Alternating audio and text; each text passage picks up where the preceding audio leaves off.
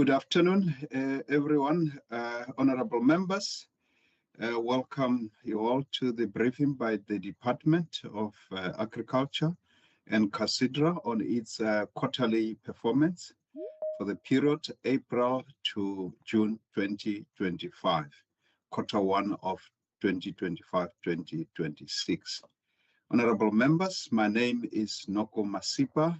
I am the chairperson on the Standing Committee of Agriculture, Economic Development and Tourism. I will be chairing this meeting today.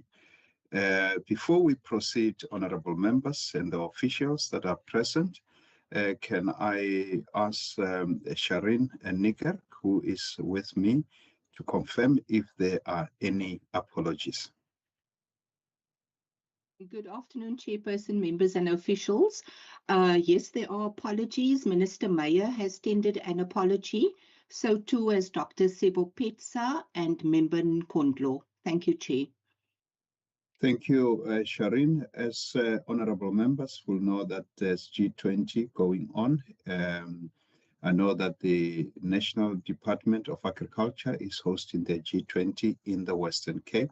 So our colleagues are attending the G20 meetings in Cape Town. Honorable members, before we proceed with the agenda of the day, may I ask that all participants mute their microphones to avoid background noises. And also very important, members and officials, you are welcome to flag the chairperson's attention by using the raise of your hands on Microsoft Teams. And also members and officials, note that to put your video and sound to remain off in order to improve the quality of the connection. Only the speaker's video and microphone remain on during speaking. My apologies. Also very important, meetings are streamed live on YouTube. And finally, if you have got really a problem with the ICT issues, please feel free. We have got ICT staff available online who will help you solve the problems that you might be experiencing. Honorable members, before I give you an opportunity to introduce yourself, I just want to maybe just read the roll call that we have received in attendance. And as I call your name, I'll ask the officials to just open the camera just for members to see that you are present. Ms. Linde Govender, Chief Finance Officer, will be leading the delegation from the department side. Melinde, can you just put your camera on for members to see you? Dr. Ilse Trautmann, Deputy Director General, Agricultural Research and Regulatory Services. Darrell Jacobs, Deputy Director General, Agricultural Research and Regulatory Services. Are you present, Darrell? I am present, Chair. Thank you. Paul Rockman, the Chief Director, Operational Support Services.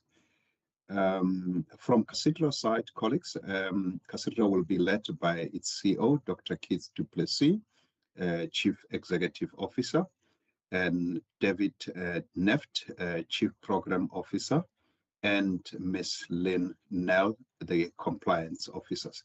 If there are officials that I have not really mentioned here and they are going to speak, I will really request that when they speak, they must please introduce themselves.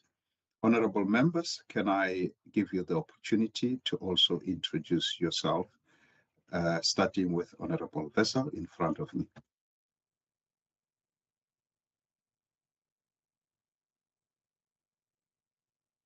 Good day, Chairperson, Derek Vessels, and I'm a permanent member of this committee. Thanks. Morning, Chair, morning, members, morning, Department. I'm a French Mbombo. Thank you. Morning, Chairperson. Afternoon, Chairperson. Dave Bryant. Welcome. Morning, Chair. Morning, the officials. Benson Menzu, the member of the Western Cape Provincial Legislature. and of course, standing in for member Nobudu Mkongondla. Thank you very much. Good afternoon, Chair. Good afternoon, colleagues. Noel Constable, I am a member of this committee. Thank you. Thank you very much. Thank you very much, Chairperson. Good afternoon. Good afternoon to all the colleagues. Khalil Brinkhuis, member of this committee. Thank you very much.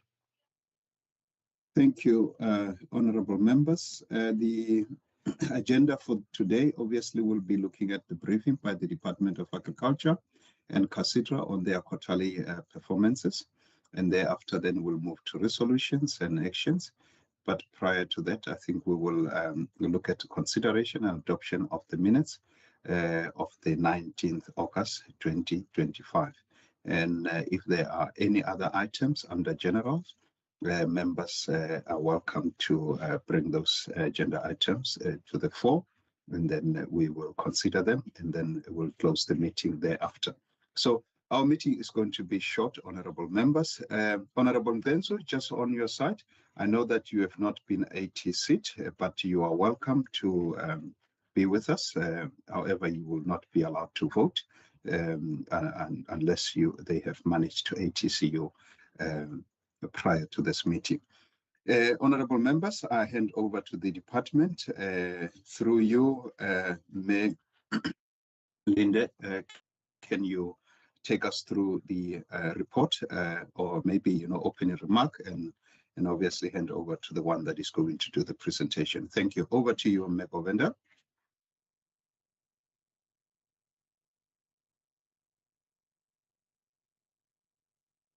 Apologies, Chair. Good afternoon, Chairperson and members. I'm also going to share the presentation, so I won't be able to see hands, but I take it you will manage that when there is questions that comes our way. So please allow me to share.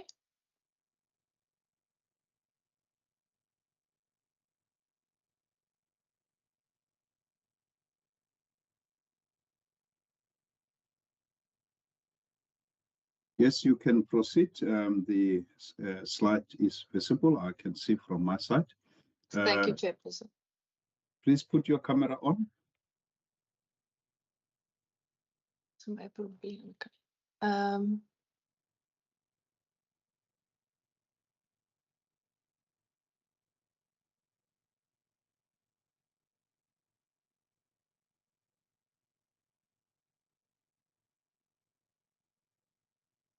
Apologies, Chair. I'm working from two different screens. I will then start the presentation.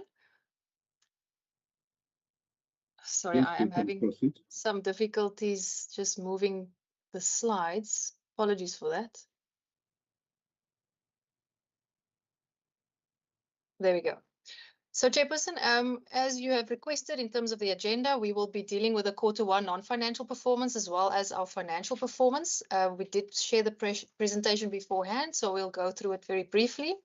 So in terms of our non-financial performance, we have achieved 73 of a possible 82 targets that has been set for the quarter, with 9 being partially achieved. That results in an 89% success rate for the quarter. If we can move then, maybe just to reflect on those programs that has reflected a underperformance was Program 2, Sustainable Resource Use and Management, Program 3, Agricultural Producer Support and Development, as well as Program 5, which is Research and Technology Development Services, and we'll go into detail on each of those. So if we go to Program 2, which is Sustainable Resource Use and Management, specifically in the sub-program Land Care, you will see there are 2 indicators that was not fully achieved. First one being the number of green jobs created. This really speaks to the number of people employed to rehabilitate and enhance sustainable use and management of our natural resources. The target there being 550 for the quarter, and we've only achieved 281 with a deviation of 269. And the reason really being that the nature of this follow-up alien clearing work required less labor than initially anticipated. If I can move on, the second one under the same sub-program relates to the number of technical services rendered to farmers and partners to promote sustainable services. Target being 300 for the quarter and the achievement of 240 with a deviation of 60. And in this quarter, we saw a lower demand than initially anticipated. Remaining with program 2 in the land use management sub-program, the indicator speaks to the number of farm management plans developed in terms of the CARA to ensure compliance to sustainable land use and management principles. There was a target of 8 farm management plans to be developed. We've achieved 6. The deviation of 2 is as a result of lower demand in the quarter than planned.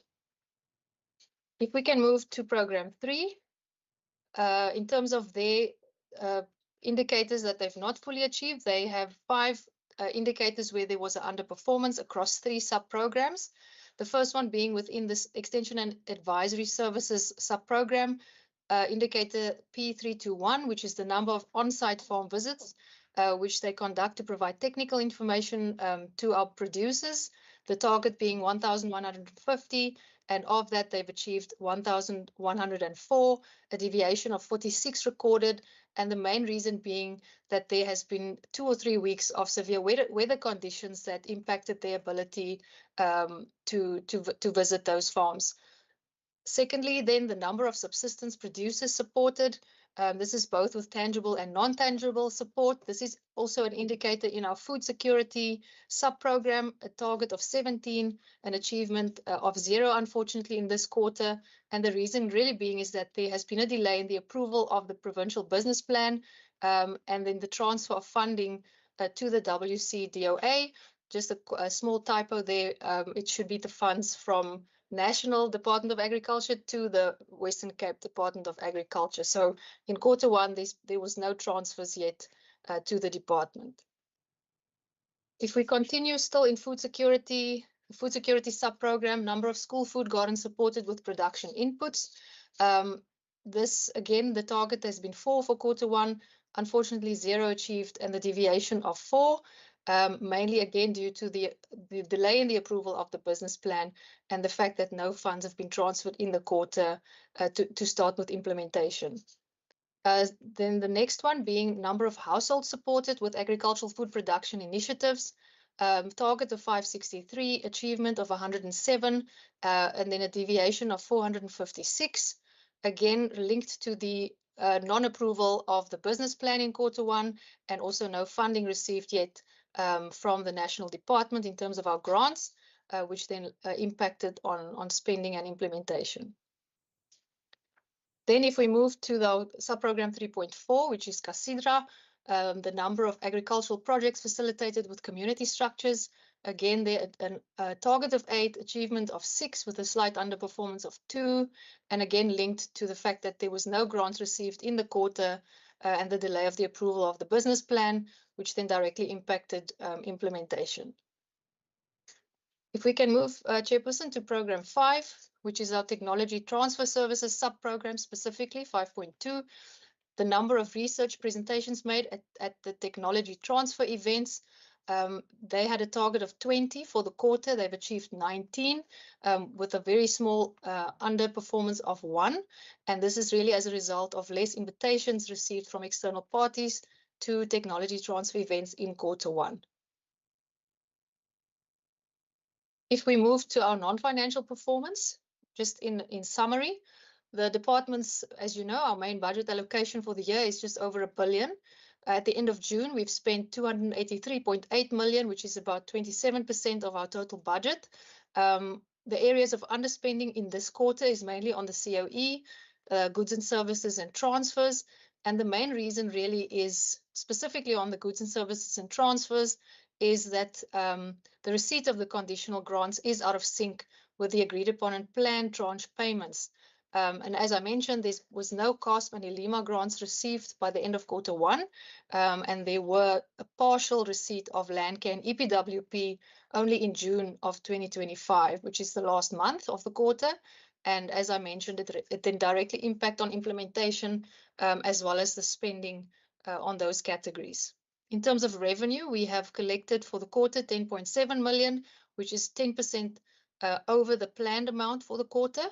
And just to mention also that the National Treasury approved our rollover request of unspent conditional grants, specifically CASP, that we recorded in 2024-25. They have approved that on the 17th of June, 2025. This slide is just to give a bit of an illustrative idea of the spending for the quarter. So you can see in terms of the orange bar being the actuals, as I reflected in the previous slide, the COE being slightly under, the goods and services also under, as well as transfer payments being the main reasons for the underspend. The next one is our expenditure per program, also for the same period. You'll see in terms of the orange bars, which is the actual, program 2 have spent more than planned.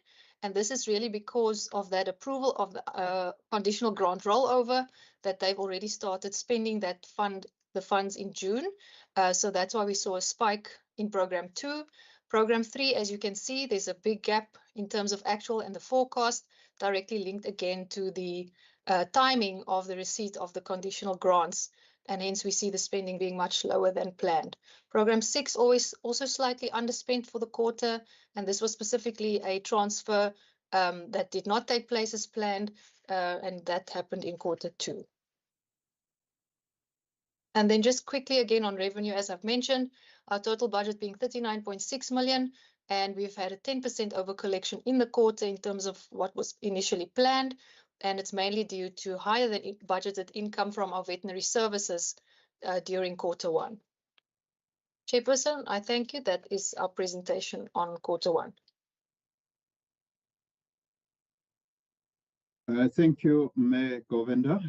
Honorable members, I think we can proceed with the presentation from the Casidra.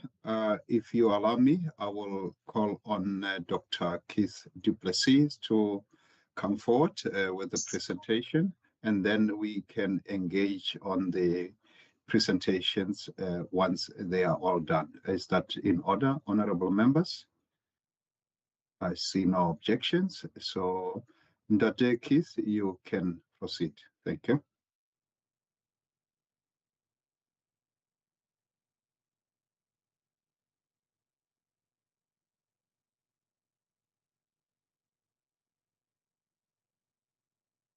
We cannot hear you.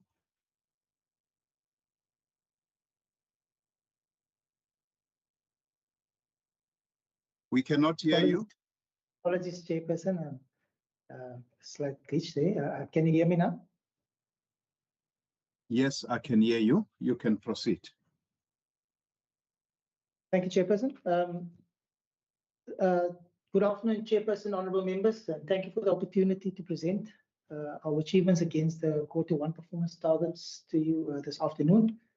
Casidra achieved, just click here on this. Casidra achieved a 92.86% of its performance targets in the first quarter.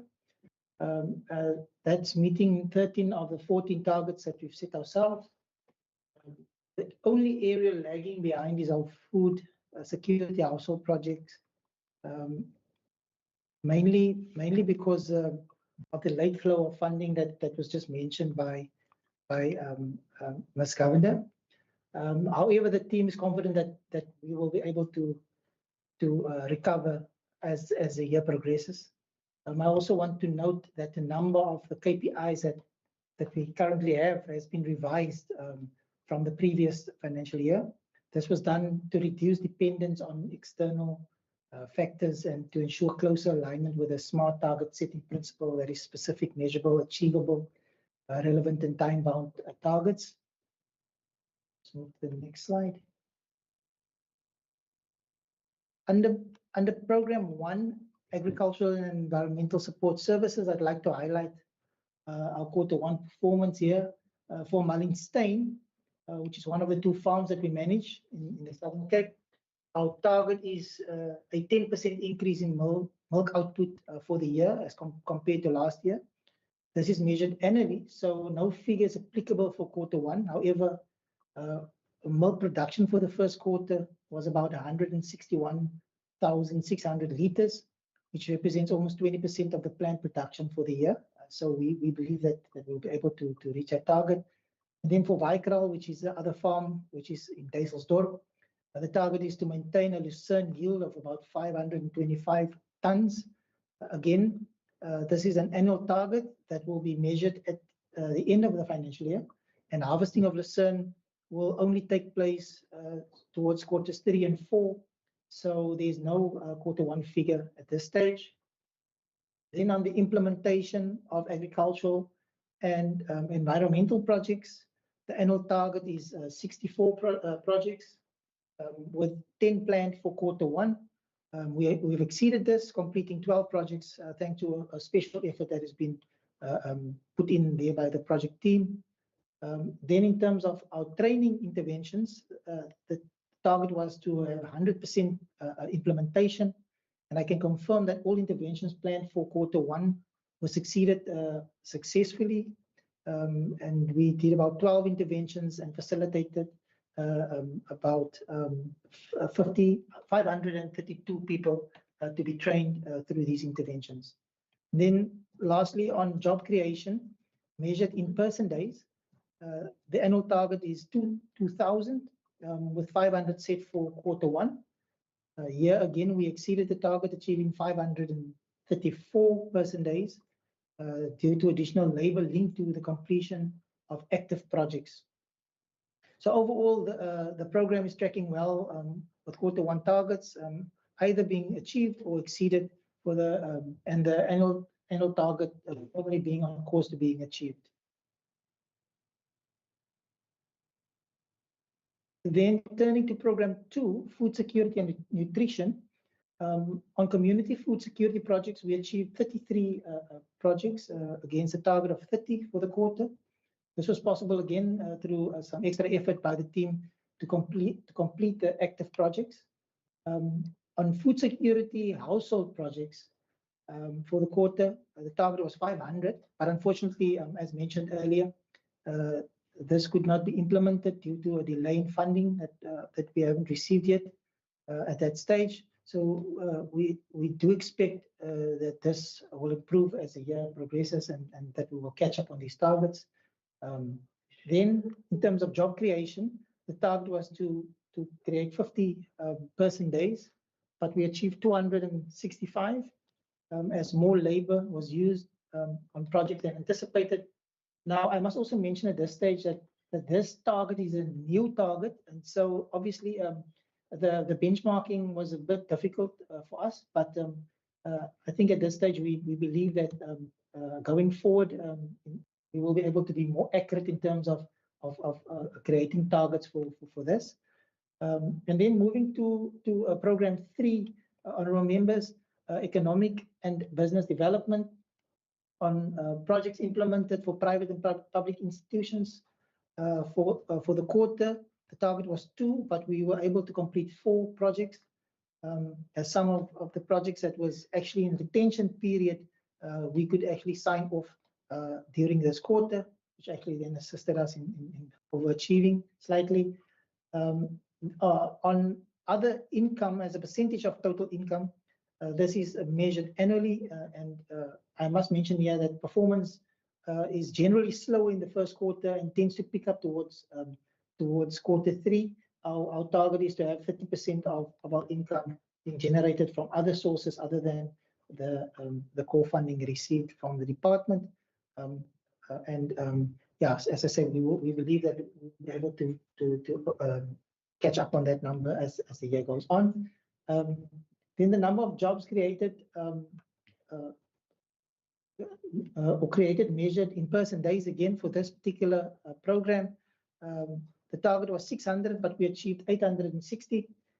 Again, due to additional labor requirements that we had on all these projects that we just cleared in this quarter. So in summary, we are exceeding our implementation and job creation targets in most areas, with the constraints being the food security household projects, which we expect to recover once funding start to flow. In terms of our program 4, achieving An unqualified audit will only be reported in Q2 after board meeting and AGM when the audit outcome is adopted. Yeah, so we already know that we've achieved an unqualified audit, but Q1 this wasn't relevant yet. And then we overachieved in both the number of employee wellness initiatives implemented, which include training interventions. Again, here we focused a lot on strengthening compliance and promoting ethical practices and promote operational efficiency. So that's where the focus went for that training interventions. And then we also did a number of outreach events. We attended a number of outreach events and arranged a number of events to start or to sort of coordinate with our efforts to generate more income. Then this table represents a summary of our financial information for the per program for Q1.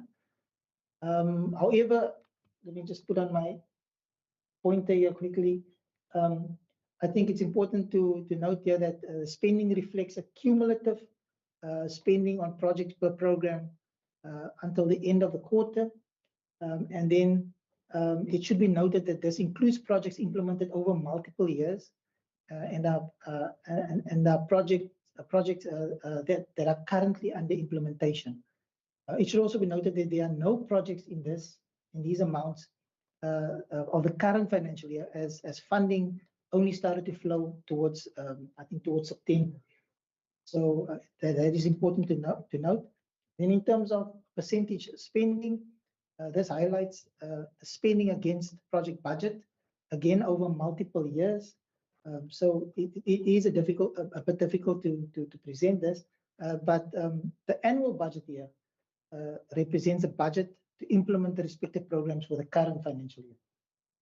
So expenditure reflects, or expenditure year to date reflects expenditure as at the end of Q1 for the current financial year. So during the first quarter, on average, 23.7% of the budget for each of the programs was spent against budget. The main reason for under expenditure in program 3 is that we only have one permanent resource in this program at this stage, and we anticipate that expenditure in this program will increase as more projects are onboarded as the year progresses. And then finally, honorable members, as mentioned earlier, we have achieved almost 93% of the targets set for Q1. So, Chairperson and honorable members, we'll be happy to take questions. Thank you.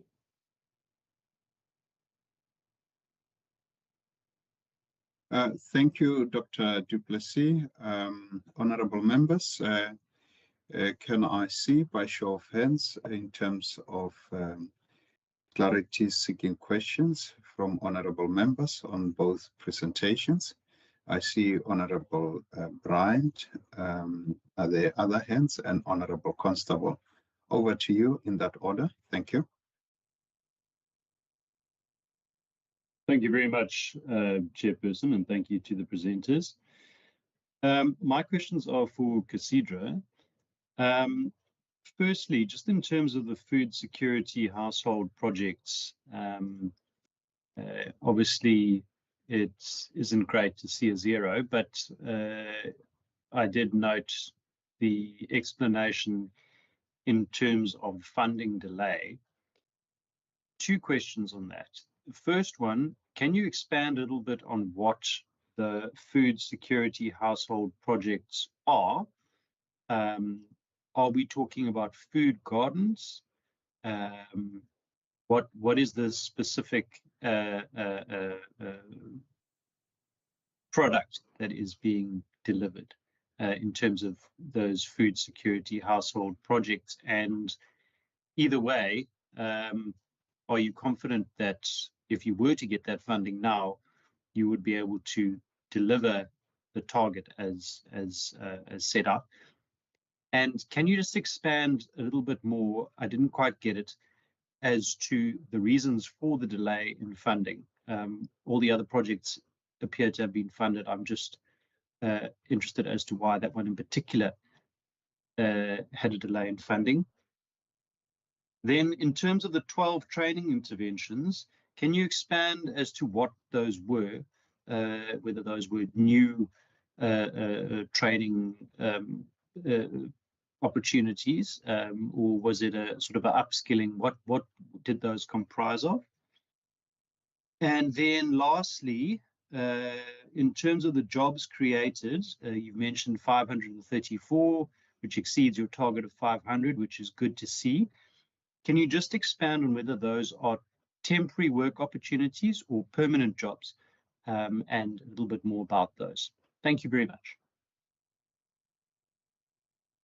Thank you, Honorable Bryant, Honorable Constable, and I see also Honorable Nanso's hand is also up. Then you will follow after Constable. Thank you. Over to you, Honorable Constable. Chair, thank you very much. Chair, I was partly covered by Member Bryant, but just for clarity to the department, the transfer issue of funds, is that now sorted, or are we still struggling to get the funding to the province? And then for Casidra, talking about projects that is running, and there was one project that didn't start or couldn't start. My question then, do you have a project plan? Are you still in with that plan? And as Member Bryant asked, when you receive the funding, will you be able to then deal with all the pressures with regards to the implementation of such a plan? If there is a project plan, Chair, is it possible for Casidra to submit that plan maybe to the committee at a later stage? Thank you very much. Thank you, Honorable Constable. Honorable Gansu. Thank you very much, Chair. Brian covered some of the questions I wanted to pose. Look, but nonetheless, here are the issues which I would like to elevate. The first one is on the training. You know, okay, we know the achievement, but one is deeply interested on who was trained and trained on what, because that is important, so that we don't just accept and note training provided without knowing the kind of training and also those who were trained. That's the first point. The second point is related to the point made by Member Brian on the issue of the funding for the households, you know, because I think this one is quite critical, you know, given the rate of hunger, you know. So indeed, if we are to get what are the fundamental basis for you not to get this funding, you know, and if this funding is provided, where is it going to be deployed in terms of concentrations, areas of concentration? Second final point, if not final point, is the issue of food security on the achieved community food security projects. So implemented now. One is deeply interested on the concentration. Which are the areas which are the concentration of this particular project? Finally, on the question of jobs, I know the targets, I know what has been achieved for this quarter. Again, one is deeply interested in the nature of this job, their sustainability, you know, and who was employed in terms of demographic, therefore. That one is quite important, you know, and given the dominance of documented or undocumented foreign nationals in the industry. Thank you very much. Thank you, Honorable Nansu. I am going to also ask a few questions, if you will bear with me, Dr. du Plessis and Mekovenda. So the first one with regards to P3, Program 3.30 to Program 3.4.1, with regards to the delay in terms of the business plans approval and the tranche of money being given to the department. So I think the question really primarily is, would you be able to catch up in terms of ensuring that all farmers are supported? And if they are supported, on what ground will you be supporting them? And I'm asking this because, I mean, the request for funding obviously has to align with the planting season. So farmers would have probably planted, they would have probably paid. And normally the department's way of giving the grants is not through equipment, but it also doesn't settle the debts that the farmers incurred. But it's buying the inputs to support the farmers. So I just want to understand as to how the department is now going to work with this kind of challenge that I think you will be faced with. That's the first one. The second one obviously relates to the cost of employment. You indicated that there was underspending that took place there. If you can just maybe expand a little bit in terms of what was the reason for underspending in terms of the cost of employment. The program 2, you talk about the conditional grant.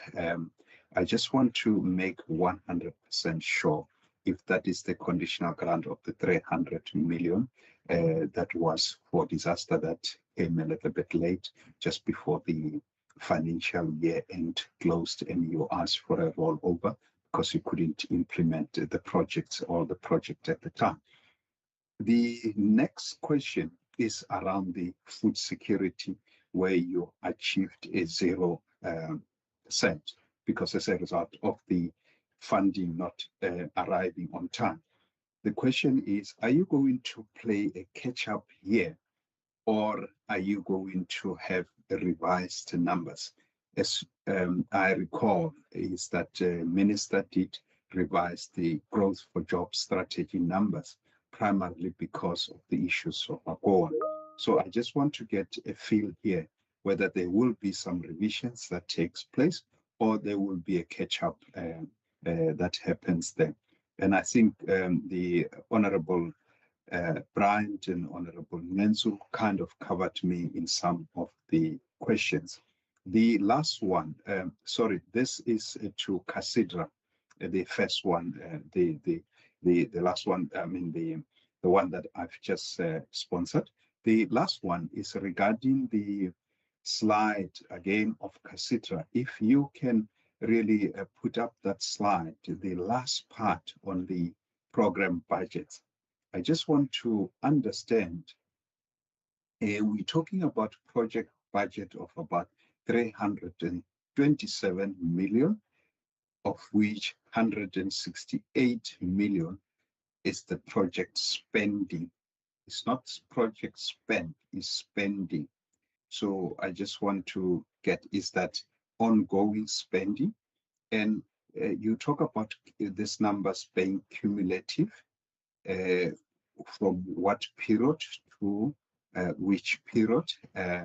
Is the 54 million, the annual budget, also on to added to the 327, but then there will still be a shortfall in terms of the project spending, is at 51% at the moment. So I just want to get some clarity there, because I'm not really quite clear as to why do we have that number 327. I know that your allocation is way below that.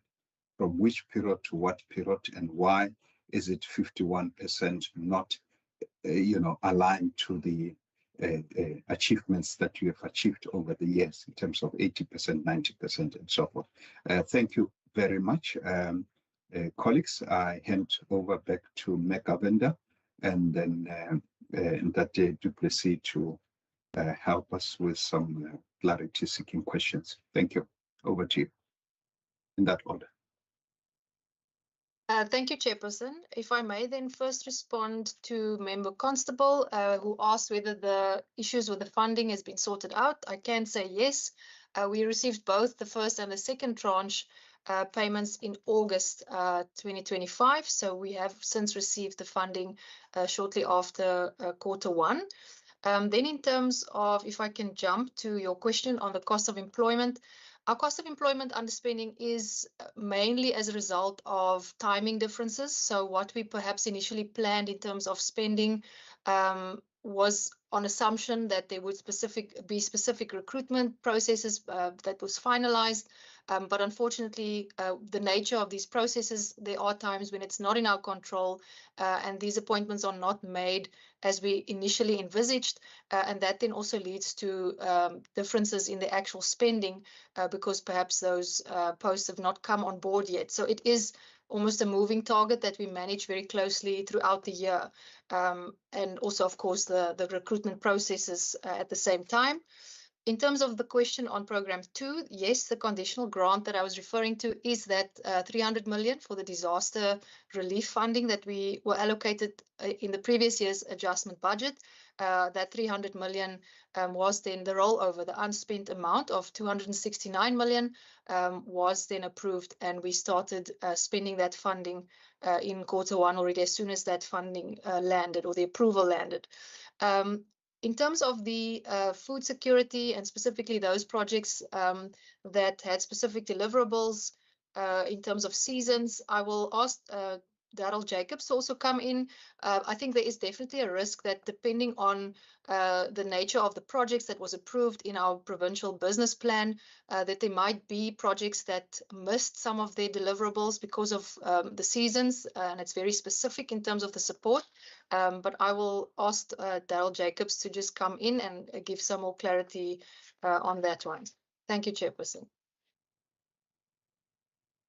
Thank you very much, Chairperson. Just in response to your questions on whether we are likely to catch up and what the impact is likely to be, I think to start off by saying that funding is allocated against approved business plans.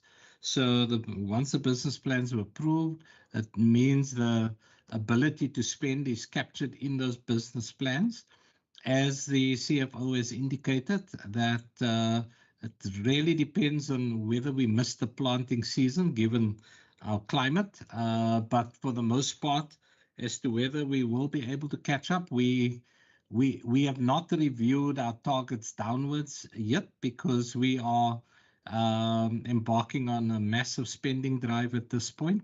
I'm fairly confident, and definitely in terms of food security and our other projects, that we will be able to spend, we will be able to catch up unless we've missed a planting season. And then what we will then do is engage the National Department to, in terms of the projects for which approval was given, and to, if necessary, try and shift that funding to other projects for which there was, which was considered in terms of the business plan, but for which we did not have sufficient funding at that point. And so that recalculation will happen later on in the year. But as things stand at the moment, there's a massive spending drive that is currently underway in terms of the first 2 tranches that we've received. I'm fairly confident that for the most part, we will be able to spend the bulk of the amount that has been allocated to us. Thank you, Chair. Thank you. Just as a follow-up, are you saying that you will be looking at deviation from the initially approved business plans?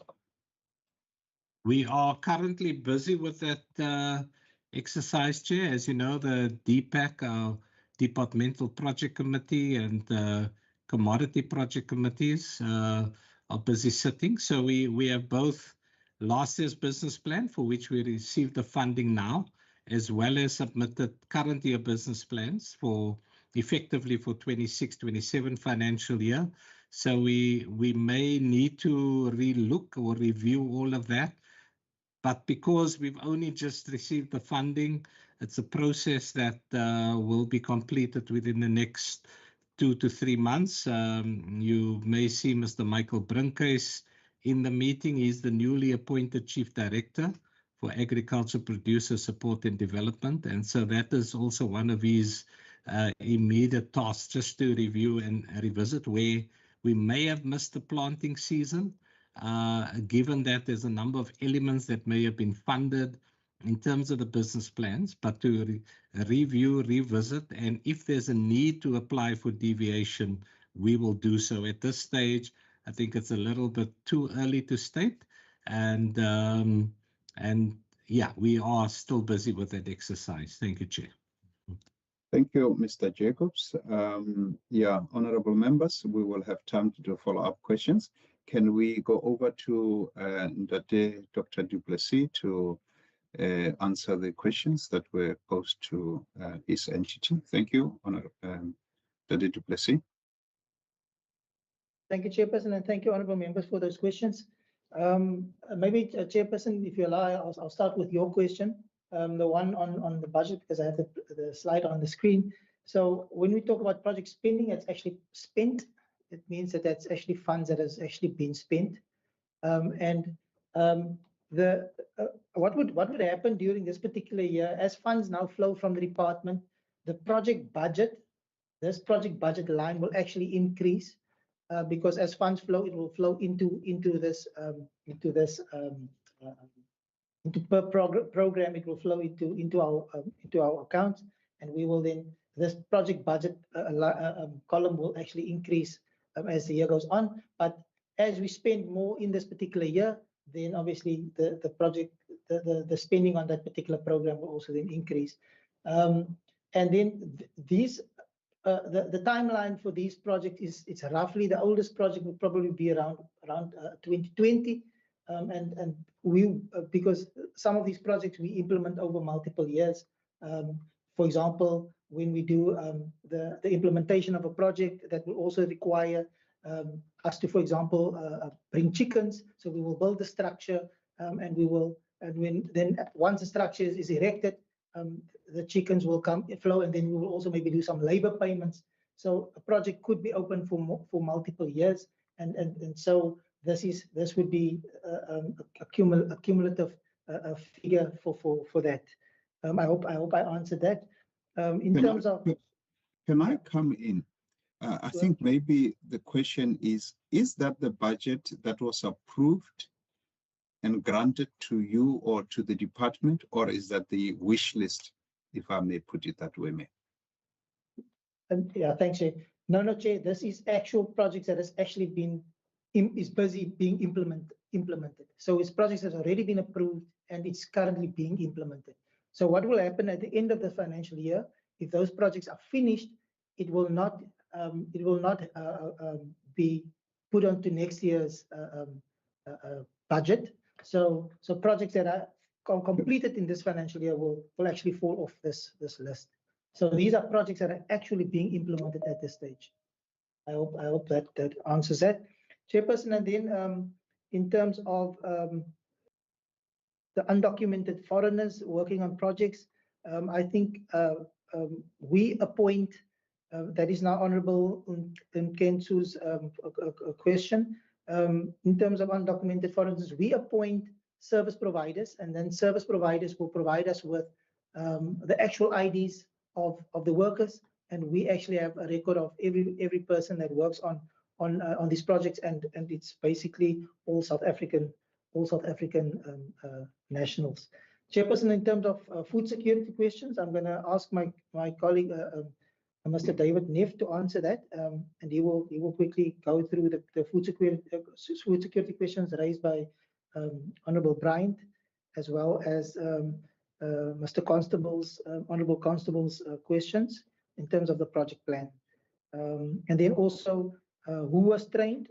He will also touch on who was trained and what type of training was. I think the questions around funding for households has largely been answered. In that we are dependent on the national budget to flow down to us, and that happens via the Department of Agriculture. So I trust that has been answered. Thank you, Chairperson. So I'm going to just hand over to Mr. Neft. Honourable Chair and members, David Neft again. Just in terms of the food security question that was posed, so food security, in terms of what we implement, consists either of community food security gardens, which is typically gardens at schools or in churches, and that is gardens that is then run by either trust or even the school themselves. And then you've got households where families have backyard gardens, and that will typically represent a household garden. And of course, what we do in terms of implementation, we provide production inputs and spades and whatever they need, and then seedlings, so that gardens can be started and people can actually work in that gardens. So that's the two types of food security projects that we run, either community gardens or then household gardens. Then that includes pigs, chickens, and of course some of the seedlings that is used. Then back to the question around the project plan. So when funding is delayed, so of course we've got a project plan for the year, but when funding is delayed, that project plan is updated. So when the funding then arrive, we update the timelines, the Gantt chart timelines, so that implementation can happen within that specific timelines. And if we miss a planting season due to seasonal factors, we arrange for a flow over at the end of the financial year. So a project that may have taken or completed in this year may then take 6 months into the new year. But that is normally arranged with the department and the beneficiary concerned. Then in terms of the training interventions, so that training interventions that happened, I've got a list. I can just, I'm just looking at the list at the moment, but we can share this list. For instance, part of that is the Beaufort West Trade. So we had Cattle and Lucerne Farmers Days, that's included there. We've got the SA Gap workshops that people attended, agri-processing, capacity building training, financial record keeping workshops that was held. So there's that's some of the training interventions, that 12 that we refer to, and that list is available, and the sign registers, everything is available, just to confirm the number of people that was part of that 12 training interventions. Then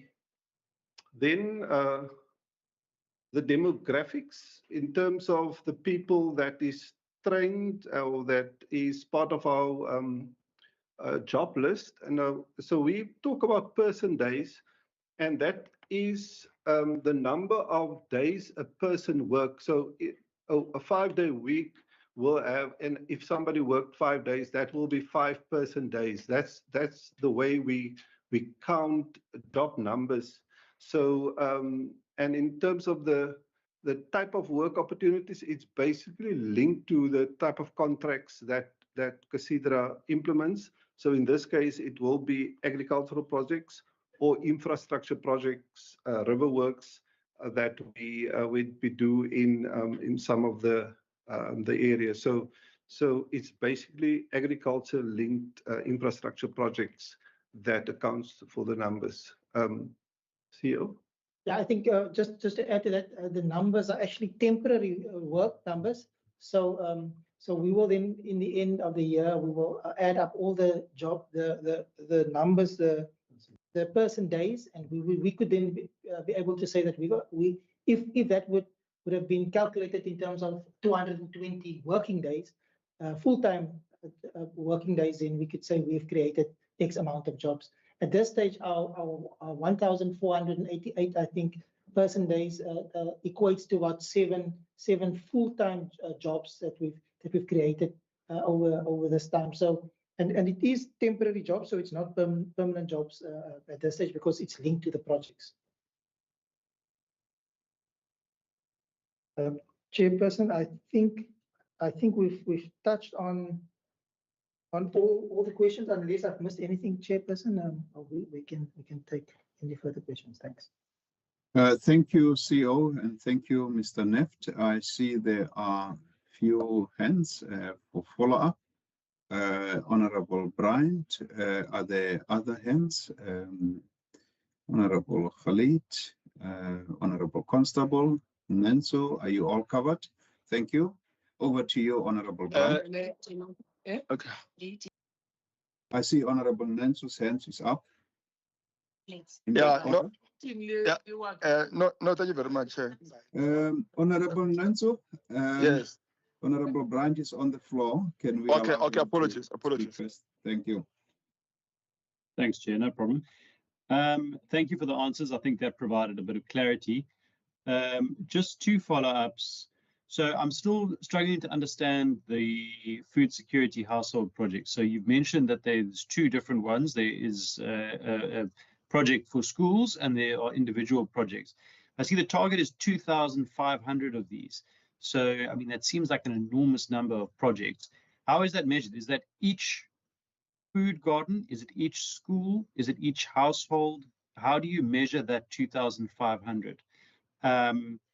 And in terms of that, then how does one proactively budget for the numbers of spades and seedlings and pigs and chickens that are required to make those a reality?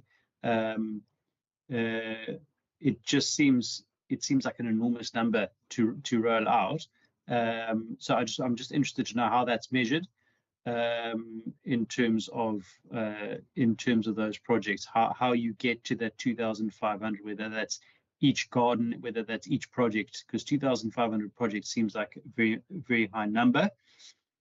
And then just in terms of the training interventions, thanks for clarifying that, so that those aren't individual training interventions with individuals, those are more sort of workshops, if you can just confirm, although those lists are provided. That might be nice, Chair, if we could then get copies of those lists sent to us from those workshops, so we can maybe try and see how many people have been reached through those training interventions. It would be good to know that. Thank you. Thank you, Honorable Brandt. Honorable Nenzo, where you seem to have disappeared. Yeah, Brian is correct. You know, as some details are sought in respect to the issue of trainings, and you know, so I support that view. And on the issue of food gardens and so on, yes, we hear you, schools, churches, and some churches and so forth. But what we are not hearing is the area of concentration. Where in the Western Cape? What are the names of these schools? And where are they located? We're deeply interested. And also, the impact this project is making to our people. You know, so that at least there must be some attempts to measure every intervention as government we make. So that's the area of interest for me. I appreciate that indeed the jobs are project related, right? It's called, maybe we can call them limited duration contracts. But who is in these jobs? You know, drawn from which section of our community? You know, so that's one clarity which I think, or detail which I think is lacking. Otherwise, attempts were made to respond to our questions, but still lack details. Thank you. Thank you, honorable members. I like the passion that these members got for this food security, which I think is very important. Yeah, just before you answer, Ndate du Plessis, just to the question of Honorable Brandt around food security. I think maybe the department must also come in here to kind of assist us in explaining how they determine the food security issue in terms of their APP, how are they targeting the food security and how are they using CACIDRA to help with the implementation. Where do they start and where do they, stop and get CACIDRA to be involved in the food security value chain? The other is not really a question, but it's just a comment. The FAO released a report. I was in Kenya at the time when I picked up this around the agri-food system, where it has really revealed that women are really at the receiving end of not really being supported fully in the agriculture system, and agriculture being the biggest employer of women who are faced with irregular, informal, part-time, low-skilled, labor-intensive, and that's obviously being vulnerable. I just want to know if the department has started to focus on gender sensitivity around its support on the issue of food security, as well as on training to really address this issue. I did share with some of you, Dr. Duplessis, you might have received in your WhatsApp right now, and Dr. Ilse Troutman, I've just shared with you, but I think it's an important report that maybe you need to look at in terms of our next engagement during our APP. But I just want to maybe hear if the department has already embarked on the gender sensitivity to address the issue of women in terms of food security, as well as the training that you are providing. Over to you, colleagues. Thank you. Through you, Govender. Chairperson, thank you very much. I will hand over to my colleague, Mr. Jacobs, to address your questions around the food security, and similar then to what Member Bryant has asked. Thank you very much, Chairperson, once more. In terms of how we roll out food security, so there's a number of priorities that emerge in terms of the spatial identification. So we do engage indigent lists, we engage municipalities, and so that's at the heart of it. It's not done unilaterally. There's obviously also the process of individuals applying for support. So our targets that we set really comes out of all of that, and there's what we call the suitcase in terms of support. That's and Cassandra can speak more to as our project management partner as to what is part of that particular suitcase. But the issue of gender features very prominently, and along with that, we do not support households or communities or schools with food gardens without training. So training is an imperative that must be undertaken. There must be a commitment. So our extension officers go into a community or into a household and assist that household in terms of the issue of training. So there's both a spatial understanding, and I'll more than happily, Chairperson, give you a detailed breakdown. I can't do it now because I don't have it in front of me, a detailed breakdown across the various municipalities, across the metro in terms of areas, and then across the entire Western Cape in terms of the 5 districts and the local municipalities, how many food gardens, community, school, household earmarked in each of those areas. I can definitely share that information with you. And then the issue of what comprises a suitcase in terms of the support that we provide to households, what is part of the seedlings that we provide, water tanks that may be provided in certain communities where we know water is a scarcity. That's all part and parcel of the support that we do provide as a department. And we roll it out in conjunction with the food security program with Incasidra. So they, as I've indicated, are project management partners. And so we essentially walk hand in hand in terms of ensuring that there is a thorough and comprehensive program of action in relation to food security. Thank you very much, Chair. Thank you, Ndate Daryl. Do you want to add something, CEO?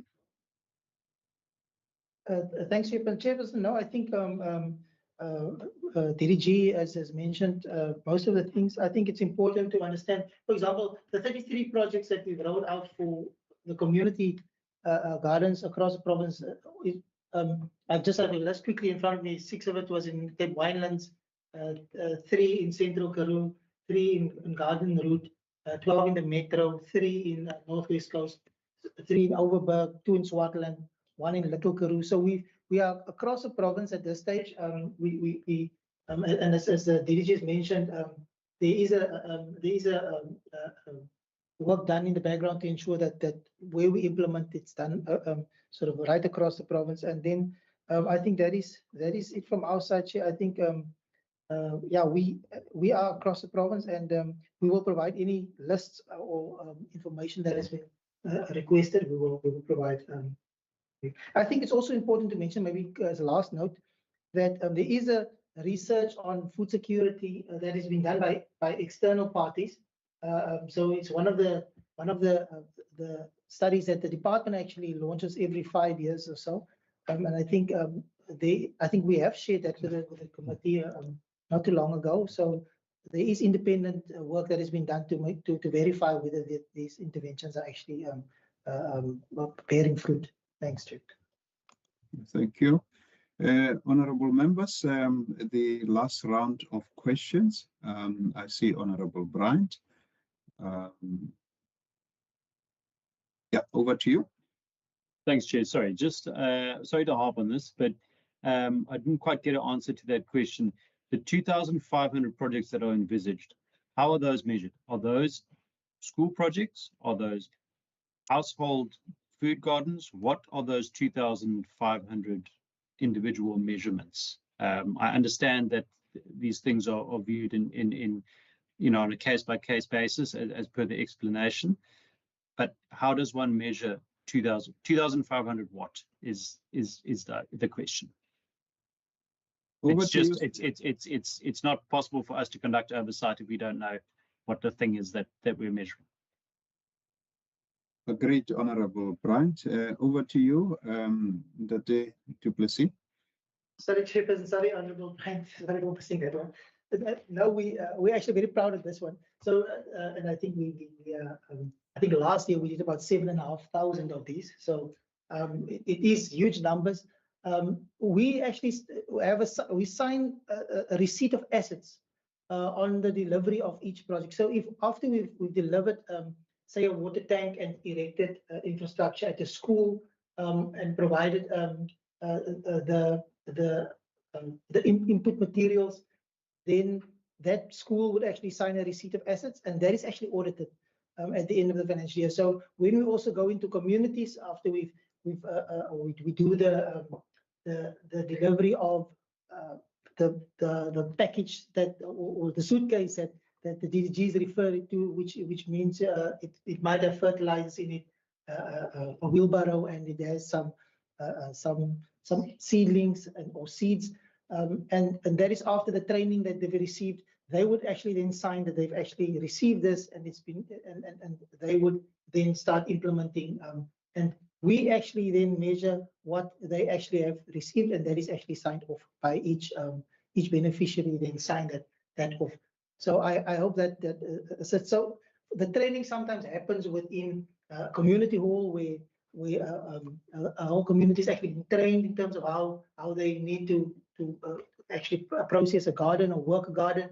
And then after that, they will then receive, some of them will receive starter packs, depending on and some of them will receive a water tank, and we will ensure that that water tank is installed with the gutters, with fencing, all those things. So we will appoint service providers to do that. And once it's done, the beneficiary would sign off, and that would be the end of that particular project. I hope that assists. Thank you, CEO. Honourable members, I think we have come to the end of this presentations from the department. If that is in order, can I then now release the department and the CACITRA entity so that we can now look at the resolutions from this engagement? If that is in order, department, through you, Megawenda, do you want to do closing remarks before we let you go? Thank you, Chairperson and members. Now, just to thank you for the opportunity and the questions and keeping us on our toes. We appreciate it and enjoy the rest of your day. Thank you, Megawenda. You held the you held the tape very well, and well done to you. You are excused, colleagues, and then we can look at resolutions. Honorable members, are there any resolutions that you deem necessary that we need to make a request to the department? Shireen, I think I just want to ascertain, did we get a list of beneficiaries that were supported through food security by CACITRA at some stage or another? I think we might have received. That might need to be shared with members if we have received once again. But I think, yeah, you're welcome to speak.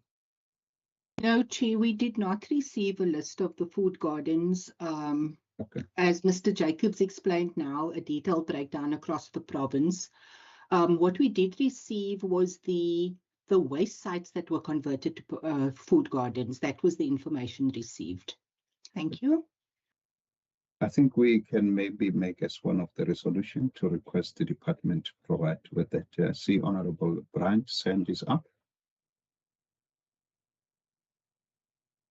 Honorable Bryant, you can proceed. Thanks, Chair. Yeah, look, I mean, I think it's the most sort of glaring issue in that CACITRA presentation. So I do think it needs special attention.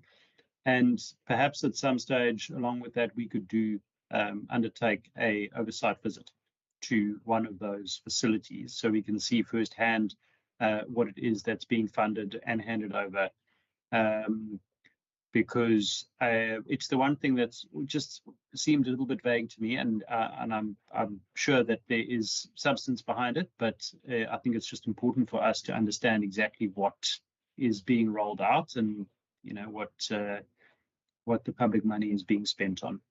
So I would agree we need more detail, and perhaps at some stage, maybe in the first term of next year, first quarter of next year, an oversight visit to be included in the program. Thanks. Great, thanks. The one from my side really primarily stems from the fact that the department only received their money now, and they obviously, will have to find a way of spending it, because the one area that I understand from the department is that department or government does not give money. It supports farmers with equipment and so forth, or input supplies. So the issue I think we need to just maybe follow up is to really follow up in 3 months' time to provide us with indication as to how they have really considered how they're going to be supporting the farmers going forward based on the timelines that they have missed. You will assist in wording. I hope you get my point, Shireen. I do, Chairperson. Okay, yes. Thank you. Any other resolution from members? Going once, going twice, going thrice? None. So now we come to the consideration and adoption of the draft committee minutes of the 19th August 2025. You mind sharing the minutes? Thank you. In terms of presence, Honorable Bryant, Masipa, Mbombo, Vessel, Ngondlo, Stoffel. Additional in attendance, Constable Brankes, and apologies from Minister and Ronald Werner. Okay, let's go down.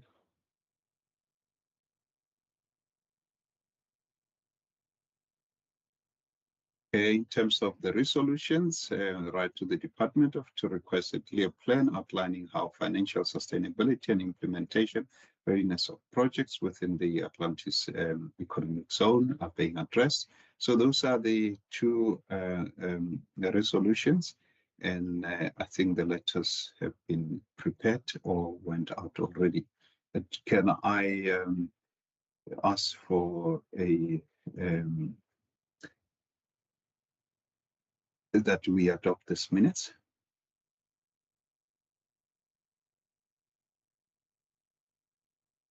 Honorable members, I see Honorable Vessel move that we adopt the minutes. Any seconder? Second, Chair. Thank you. Honorable Branch seconded. Thank you, honorable members. Are there anything that honorable members deem necessary to discuss? There is no hand. So no hands. Thank you. Thank you, honorable members. And yeah, the meeting is adjourned. And thank you to the officials, Nomfundo, everyone else. Abongiwe, I see she's still here. Thank you. Us. Shireen, thank you very much for always supporting us. I just thought you forgot about me, Chi. No, I That's never fine. forget about you. Thank you. All right. Thank you very much, colleagues. Goodbye. Bye-bye. Bye.